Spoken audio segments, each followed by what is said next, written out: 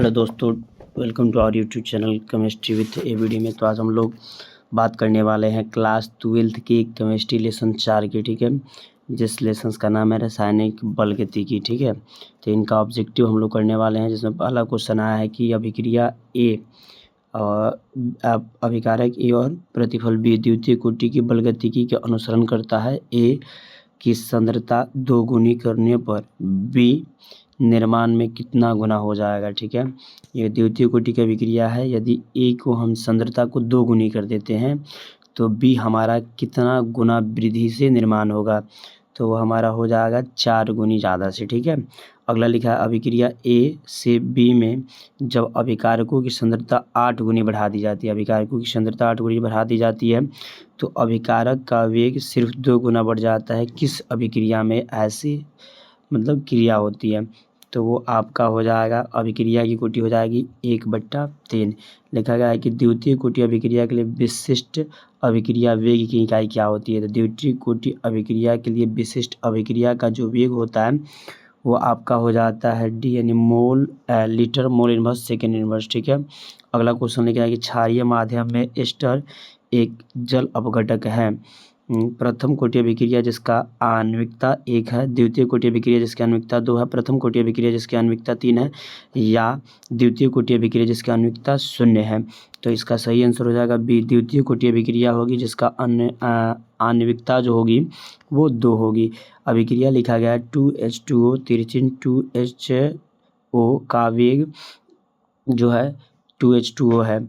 तो ये अभिक्रिया बताना है कि अभिक्रिया शून्य कोटि की होगी या द्वितीय कोटि की होगी या तृतीय कोटि की होगी या प्रथम कोटि की होगी। तो इसका आंसर जो है वो हो जाएगा बी नंबर, यानी ये अभिक्रिया जो होगी प्रथम कोटि की होगी। अभिक्रिया ए से बी के लिए यह पाया गया है कि जब ए की सांद्रता 4 गुनी बढ़ाई जाती है तो अभिक्रिया की दर 2 गुनी हो जाती है, यानी अभिक्रिया अभिकारक की सांद्रता 4 गुनी की जाती है तो अभिक्रिया का दर जो होता है वो 2 गुना हो जाता है। तो अभिक्रिया की कोटि बताना है, तो इसकी कोटि जो हो जाएगी वो हो जाएगी 1/2, ठीक है। अगले क्या है ए प्लस बी उत्पाद इस अभिक्रिया के लिए प्रेक्षित किया गया कि ए की सांद्रता 2 गुनी करने पर अभिक्रिया की दर 4 गुना हो जाती है, परंतु बी की मात्रा 2 गुनी करने पर अभिकारक अभिक्रिया दर पर कोई प्रभाव नहीं पड़ता है। तो वेग समीकरण क्या होगा, तो इसके लिए वेग समीकरण आपका हो जाएगा कि इंटू ए के पावर 2 इंटू बी के पावर 0, ठीक है। 8 नंबर लिखा हुआ क्वेश्चन के अभिक्रिया 2N2O5 तिरचिन 4NO2 प्लस O2 के लिए वेग स्थिरांक जो है वो 3.0 गुने 10 के पावर -5 सेकेंड इनवर्स है। यदि अभिक्रिया के वेग 2.4 गुने 10 के power -5 mole inverse second inverse हो तो N2O5 की सांद्रता क्या होगी।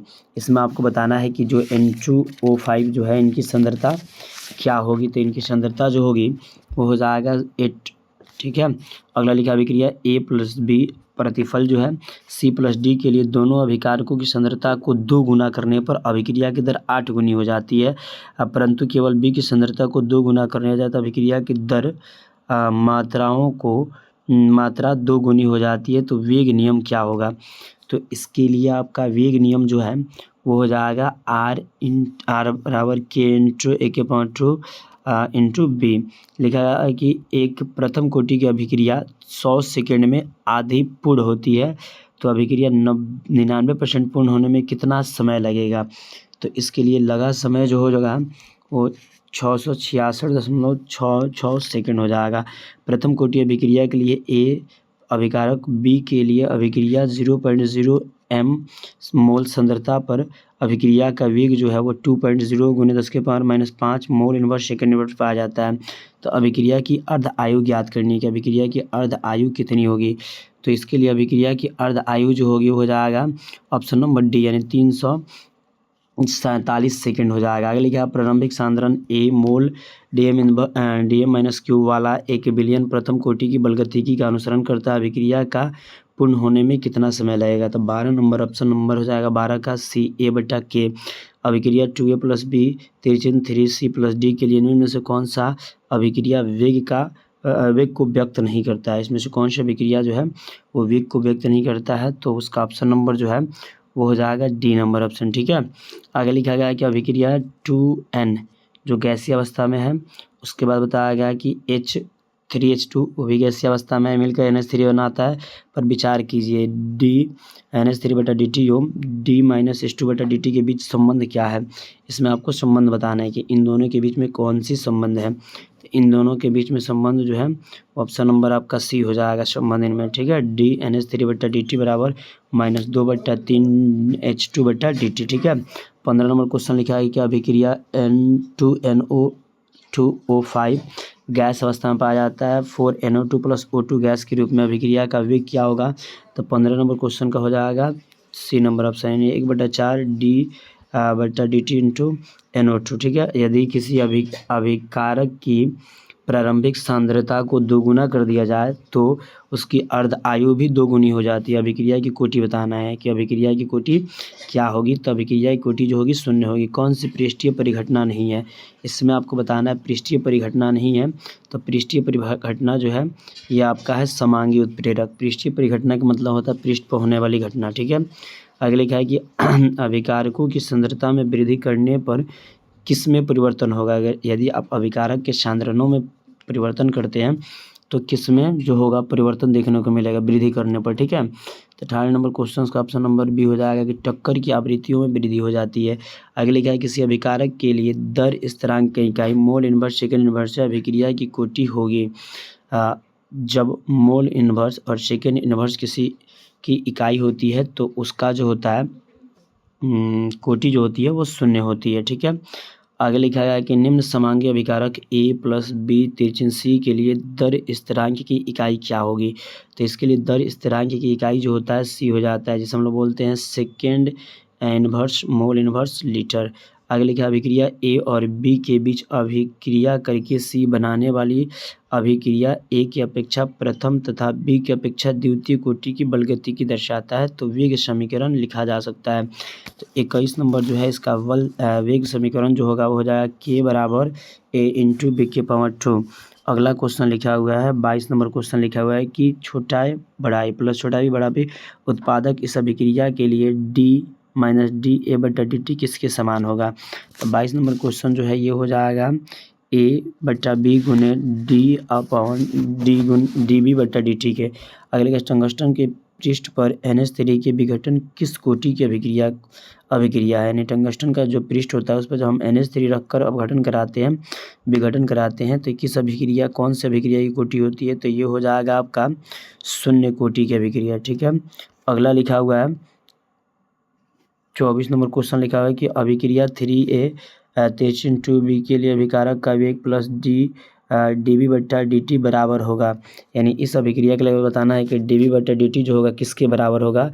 तो इस अभिक्रिया के लिए सही आंसर हो जाएगा -2/3 गुना dA/dt। अभिक्रिया H++ OH - H2O है। यह अभिक्रिया बताना है कि कैसी होगी। तो यह अभिक्रिया तीव्र होती है, ठीक है। अगला क्वेश्चन लिखा गया है कि किसी अभिक्रिया की अर्ध आयु अभिकारक के सांद्रणों को 2 गुना कर देने पर आधी हो जाती है। तो अभिक्रिया की कोटि क्या होगी। तो इसकी अभिक्रिया की कोटि जो होगी वो ऑप्शन नंबर आपका सी हो जाएगा। लिखा गया 27 नंबर क्वेश्चन की प्रथम कोटि की अभिक्रिया की अर्ध आयु 10 मिनट है। यदि प्रारंभिक सांद्रण 0.08 मोल प्रति लीटर तथा किसी क्षण पर सांद्रण 0.1 मोल पर लीटर हो तो समय बताना है। तो 27 नंबर क्वेश्चन का ऑप्शन नंबर बी हो जाएगा 30 मिनट, ठीक है। आगे लिखा गया उसके बाद कि अभिक्रिया H2 + I2 तिरछिन 2HI के अवकलन दर नियम क्या होगा।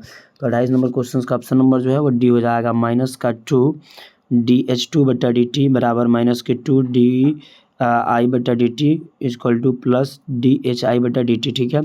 अगला क्वेश्चन लिखा हुआ है 29 नंबर की अभिक्रिया A + 2B तिरछिन C के लिए वेग R बराबर A × B² द्वारा व्यक्त किया जाता है।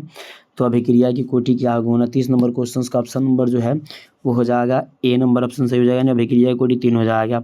आगे लिखा गया कि अभिक्रिया तंत्र 2NO + O2 तिरछिन 2NO2 में दाब बढ़ाकर आयतन को अचानक आधा कर दिया जाता है। यदि अभिक्रिया O2 के सापेक्ष प्रथम कोटि और NO के सापेक्ष द्वितीय कोटि की हो तो अभिक्रिया का वेग क्या हो जाएगा। तो 30 नंबर क्वेश्चन जो है उसका आंसर हो जाएगा बी बढ़कर प्रारंभिक मान का 8 गुना हो जाता है। आगे लिखा है जल में H2Cl2 सूर्य के प्रकाश में 2HCl की अभिक्रिया की कोटि क्या होगी। तो 31 नंबर क्वेश्चन का ऑप्शन नंबर हो जाएगा डी, यानी कि ये शून्य कोटि की अभिक्रिया। फिर आगे बताया किसी अभिक्रिया का वेग निम्नलिखित प्रकार से व्यक्त किया जाता है। अभिक्रिया का वेग जो होता है वो निम्नलिखित प्रकार से व्यक्त किया जाता है। वेग ये दिया हुआ है K/A/2 B। इस अभिक्रिया की कोटि बताना है कि इस अभिक्रिया की कोटि क्या होगी। तो इस अभिक्रिया की कोटि जो होगा वो हो जाएगा 3। कैसे कोटि निकाला जाता है, तो इनके घातों का योग कर दिया है। जैसे A का घात 2 है और B की घात 1 है, दोनों को जोड़िएगा तो ये आपकी अभिक्रिया कोटि हो जाएगी 3। ठीक है। अगले क्या है छद्म एक एकानुक अभिक्रिया का उदाहरण बताना है। इसमें कौन सी अभिक्रिया जो है छद्म कोटि की अभिक्रिया है, तो ऑप्शन नंबर सी हो जाएगा। फिर लिखा गया अभिक्रिया H2O2 Pt की उपस्थिति में H2H2O और O2 के लिए दर स्थिरांक की इकाई बताना है कि इनकी दर स्थिरांक की इकाई क्या होगी। 34 नंबर क्वेश्चन का ऑप्शन नंबर ए हो जाएगा सेकेंड इनवर्स। 35 नंबर लिखा है कि एक अभिक्रिया के वेग स्थिरांक की इकाई अभिक्रिया के दर की इकाई के समान है तो अभिक्रिया की कोटि बताना है। 35 नंबर क्वेश्चन का ऑप्शन नंबर सी हो जाएगा शून्य कोटि की अभिक्रिया। ठीक है।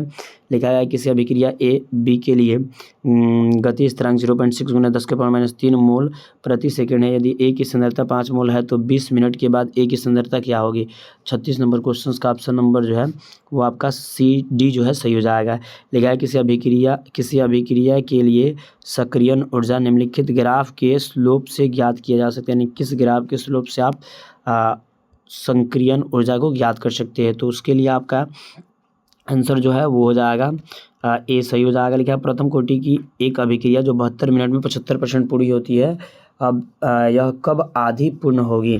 तो इसका सही आंसर जो है वो हो जाएगा बी नंबर, 36 मिनट में वो आधी पूर्ण हो जाएगी। लिखा जाए कि एक प्रथम कोटि की प्रतिक्रिया जो 30 मिनट में 50% होती है तो अभिक्रिया का वेग स्थिरांक क्या होगा। 30 मिनट में 50% होते हैं तो अभिक्रिया का वेग जो होगा 2.3 × 10⁻² मिनट इनवर्स हो जाएगा। लिखा गया कि एक अभिक्रिया का वेग स्थिरांक 1 × 10⁻² मिनट इनवर्स है। यदि अभिक्रिया 0.4 मोल लीटर है तो अभिक्रिया का दर बताना है। तो 40 नंबर क्वेश्चन का ऑप्शन नंबर जो है बी सही हो जाएगा।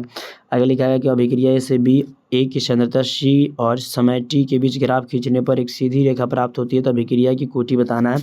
अभिक्रिया की कोटि क्या होगी, तो अभिक्रिया की कोटि हो जाएगी 0। आगे लिखा है NO2 के अपघटन के लिए वेग स्थिरांक 7.0 × 10⁻³ सेकेंड इनवर्स है। इस अपघटन के लिए ना अर्ध आयु बतानी है। इस अपघटन के लिए अर्ध आयु जो है वो 99 सेकेंड हो जाएगा। प्रथम कोटि की अभिक्रिया के लिए वेग स्थिरांक की मात्रा क्या होती है, तो प्रथम कोटि की अभिक्रिया के लिए वेग स्थिरांक जो होता है वो सेकेंड इनवर्स होता है। फिर लिखा गया किसी अभिक्रिया ए को बी के बल गति के अध्ययन से ज्ञात किया जाता है। ए की सांद्रता 4 गुनी बढ़ाने से अभिक्रिया की दर दोगुनी हो जाती है। इस अभिक्रिया की कोटि क्या होगा, तो इस अभिक्रिया की कोटि जो होगी 1/2 हो जाता है। लिखा है किसी रासायनिक अभिक्रिया के दो विभिन्न तापमान T1 और T2 के लिए गति स्थिरांक K1 और K2 क्रमशः है। एक संक्रियण ऊर्जा ए के बीच संबंध क्या होगा, तो इसके बीच संबंध निकालने के लिए फार्मूला का यूज होता है। फिर आगे लिखा है किसी अभिक्रिया के लिए जब तापमान को 20 डिग्री से बढ़ाकर 35 डिग्री कर दिया जाता है, सेल्सियस कर दिया जाता है तो गति दुगुनी हो जाती है। इस अभिक्रिया के लिए संक्रियण ऊर्जा का मान क्या होगा, तो इसके लिए संक्रियण ऊर्जा जो होगा 34.7 किलोजूल मोल इनवर्स होगा। आगे लिखा है किसी शून्य कोटि की प्रतिक्रिया के लिए प्रत्येक 10 सेंटीमीटर तापमान में वृद्धि करने पर अभिक्रिया की गति 2 गुनी हो जाती है। यदि तापमान 10 डिग्री से बढ़ाकर 100 डिग्री कर दिया जाए तो अभिक्रिया की गति क्या हो जाएगी, तो इसके लिए सही आंसर हो जाएगा 552 गुना हो जाएगा। ठीक है।